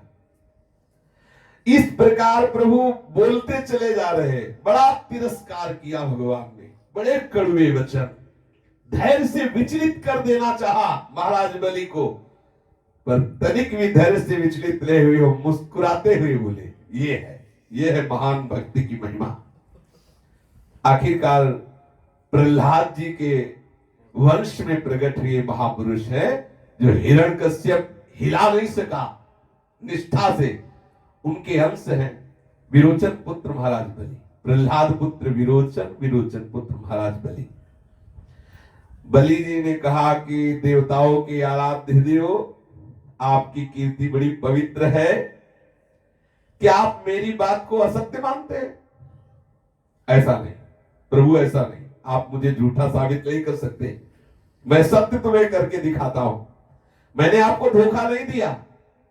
आप कृपा करके देखिए कि आपने 2 पग में सारी संपत्ति को नापा, अब तीसरा पग संपत्तिवान को नाप लीजिए। अभी तो 2 पग में हमारी संपत्ति नापी है, और जो संपत्तिवान मैं हूं, अब आप तीसरे उसी नपने में आओ वामन रूप में, और अपना सी चरण हमारे मस्तक पर रखो और मुझे नाप लो। मैं आपको धोखा नहीं दे रहा हूं, तीसरा पग मेरे सिर पर रखिए। और ये जो आप कह रहे हो नरक जाने की बात, तो मुझे नरक का बिल्कुल भय नहीं है, राज्य से च्युत होने का बिल्कुल भय नहीं। आपने वरुण पास में बंधवा दिया, मुझे कोई भय नहीं, कोई शिकायत नहीं। आप मुझे अपार दुख देना चाहते हैं, इस पे भी मुझे कोई दुख नहीं। मेरे पास फूटी कौड़ी भी नहीं बची, मुझे घोर दंड देने के लिए आप तैयार, इसमें भी मुझे कोई भय नहीं, कोई दुख नहीं। मैं केवल डरता हूं इस बात से कि कहीं प्रहलाद जी के कुल में प्रकट हुआ अपकीर्ति ना हो जाए मेरे कुल की, क्योंकि मैं ऐसे यशस्वी कुल में पैदा हुआ। अपने पूजनी गुरुजनों के द्वारा दिया हुआ दंड, ये तो परम मंगल विधान होता है, ये तो सबके लिए वांछनीय है। क्या गुरुजनों के द्वारा दिया हुआ दंड होता है क्या? ये तो जीव मात्र के लिए परम कल्याण का स्वरूप है, वांछनीय है। क्योंकि वैसा दंड ना तो माता दे सकती, ना पिता दे सकता है, ना भाई दे सकता है, ना कोई सुहृद रिश्तेदार दे सकता है, क्योंकि वो मोह के वशीभूत है। जो गुरुजनों के द्वारा दंड मिलता है तो पावन करने वाला होता है। आप छिपे रूप में अवश्य ही हम असुरों को श्रेष्ठ शिक्षा दिया करते हैं। आप गुरुओं के भी परम गुरु हैं, तो हमारे भी परम गुरु हुए। हम लोग धन कुलीनता बलादि के मद से अंधे हो जाते हैं, तब आप उन वस्तुओं को हमसे छीन कर हमें नेत्र दान करते हैं। आपसे हम लोगों का जो उपकार होता है उसे मैं क्या बताऊं। प्रभु, अनन्य भाव से योग करने वाले योगी गण जो सिद्धि प्राप्त करते हैं, वही सिद्धि हम असुरों को आपसे वैर भाव करने पर मिल जाती है। जिनकी ऐसी महिमा है, ऐसी अनंत लीलाएं हैं, वही आप मुझे दंड दे रहे हैं, वही आप मुझे वरुण पास से बांधे हैं। ना मुझे इस बात की कोई लज्जा है, ना कोई व्यथा है। प्रभु, मेरे पितामह प्रहलाद जी की कीर्ति सारे जगत में प्रसिद्ध है। आपके भक्तों में सर्वश्रेष्ठ भक्त राज माने गए हैं, और मेरा पिता हिरण्यकश्यप त्रिभुवन जानता है कि आपसे वैर विरोध रखने में कमी नहीं की। मतलब ये बता रहे हैं कि भक्ति से तो प्रहलाद जी ने भजा, वैर भाव से मेरे पिता ने भजा। मतलब जो प्रहलाद जी के पिता हिरण्यकश्यप हैं, वैर भाव, पूरा वैर भाव, कट्टर। जैसे कंस था ना, उठते बैठते चलते फिरते सोते जागते हर समय कृष्ण, ऐसे हर समय हरि बसे रहते थे हिरण्यकश्यप के हृदय में। वो चिंतन हरि का ही करता था, लेकिन प्यार से नहीं करता था, वैर भाव से। जैसे रावण था, हर समय राम जी का चिंतन करता, भक्ति से नहीं वैर से करता, और अंतिम समय भक्ति से नहीं पुकारा, बोले कहा राम रन तो पचारी, कहा राम है युद्ध में ललकार कर उसे मारूंगा। ये देखो बड़े बड़े योगियों के भी ध्यान का जो विषय प्रभु है वो अंतिम समय वैर भाव से। हिरण्यकश्यप ने आपसे वैर विरोध रखने के कारण अनेकों प्रकार के प्रहलाद जी को दुख दिए, पर वो आपके परायण रहे, उनका जीवन आपका जीवन है। क्या बात, प्रहलाद जी का जीवन आपका जीवन है। प्रहलाद जी ने निश्चय कर लिया है कि शरीर को लेकर क्या करना, ये शरीर एक ना एक दिन छूटेगा, नष्ट होगा। धन संपत्ति, ये स्वजन संबंधी, ये सब डाकुओं की तरह हैं, स्वार्थ करने वाले। महाराज बलि कह रहे और कह रहे पत्नी से क्या, जब जन्म मृत्यु रूप संसार के चक्र में डालने वाली ये सब बातें हैं, मर ही जाना है तो घर से क्या, क्या मोह, इन वस्तुओं में उलझ जाना तो अपनी आयु को व्यर्थ नष्ट कर देना है। मेरे पितामह प्रहलाद जी ये जानते हुए भी कि आप लौकिक दृष्टि से उनके भाई बंधुओं के नाश करने वाले शत्रु हैं, फिर आपके ही भय रहित अविनाशी चरण कमलों की शरण ग्रहण की क्यों न हो। वे संसार में परम विरक्त, अगाध बोध संपन्न, उदार हृदय एवं संत शिरोमणि जो है, आप उस दृष्टि से मेरे भी शत्रु हैं, फिर भी विधाता ने मुझे बलातेश्वर लक्ष्मी से अलग करके आपके चरणों के समीप पहुंचा ही दिया।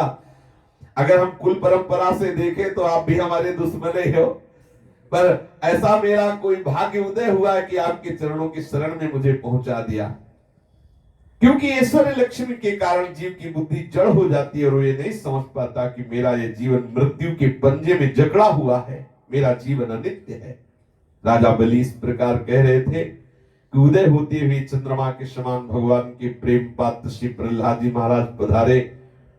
राजा बलि ने देखा कि मेरे पितामह बड़े ही शोभा संपन्न हैं, कमल के समान कोमल नेत्र है, लंबी भुजाएं, सुंदर ऊंचे और श्यामल शरीर पर पीतांबर धारण किए हुए हैं। बलि इस समय वरुण पास में बंधे हुए हैं, इसलिए प्रहलाद जी के आने पर जैसे पहले प्रहलाद जी की पूजा करते थे इस प्रकार ना कर सके। केवल प्रहलाद जी को देखते ही उनकी आंखों में आंसू आ गए, लज्जा के मारे मुंह नीचा हो गया और सिर झुकाकर प्रहलाद जी के चरणों में प्रणाम किया। प्रहलाद जी ने देखा कि भक्त वत्सल भगवान वही विराजमान है, सुनंद नंद आदि पार्षद उनकी सेवा में है। प्रेम के उद्देश्य से प्रहलाद जी का शरीर पुलकित हो गया, उनकी आंखों में आंसू आ गए। आनंद पूर्ण हृदय से सिर झुकाए हुए अपने स्वामी के पास पृथ्वी पर सिर रखकर साष्टांग लौटकर प्रणाम किया प्रहलाद जी ने। प्रहलाद जी ने कहा कि प्रभु आपने बलि को ये ऐश्वर्य पूर्ण इंद्र पद दिया था, अब आज आपने ही उससे ले लिया। आपका देना जैसा सुंदर वैसा लेना भी सुंदर है। हे परम सुंदर, आपका देना भी सुंदर है, आपका लेना भी सुंदर है। मैं समझता हूं कि आपने इस पर बड़ी कृपा की, जो आत्मा को मोहित करने वाली राज्य लक्ष्मी से इसे अलग कर दिया। हे मेरे प्रभु, लक्ष्मी के अहंकार से तो बड़े बड़े विद्वानों की बुद्धि भी मोहित हो जाती है। लक्ष्मी का अहंकार रहने से कोई अपने वास्तविक स्वरूप को नहीं जान सकता, अतः उस राज्य लक्ष्मी को छीनकर आपने महान उपकार किया है। हे समस्त जगत के महान ईश्वर, सबके हृदय में विराजमान, सबके परम गुरु, हे प्रभु श्री हरि, मैं आपको नमस्कार करता हूं। प्रहलाद जी अंजलि बांधे हुए खड़े हैं, उनके सामने ही प्रभु ब्रह्मा जी ने वामन भगवान से कुछ कहना चाहा। इतने में ही राजा बलि की परम साध्वी पत्नी विंध्यावली ने अपने पति को बंधा देखकर भयभीत होकर भगवान के चरणों में प्रणाम किया और प्रभु से बोली, शेष चर्चा आगे। श्री राधा वल्लभ लाल की जय जय श्यामा, जय जय श्याम, जय जय श्री वृंदावन धाम। जय जय श्यामा, जय जय श्याम, जय जय श्री वृंदावन धाम। जय जय श्यामा, जय जय श्याम, जय जय श्री वृंदावन।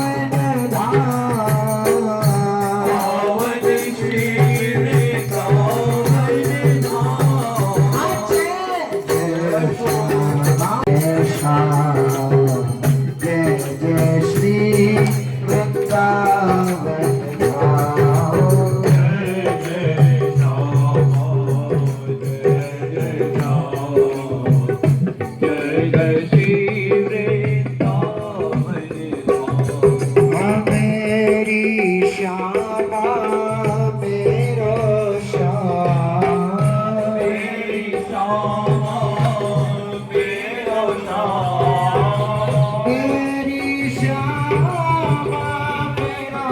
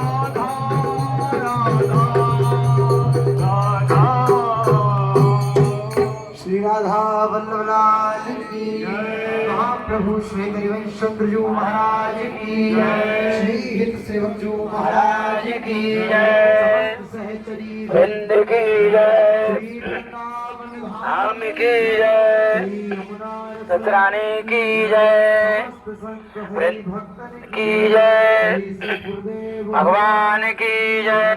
जय जय श्री राधेश, जय जय श्री राधेश,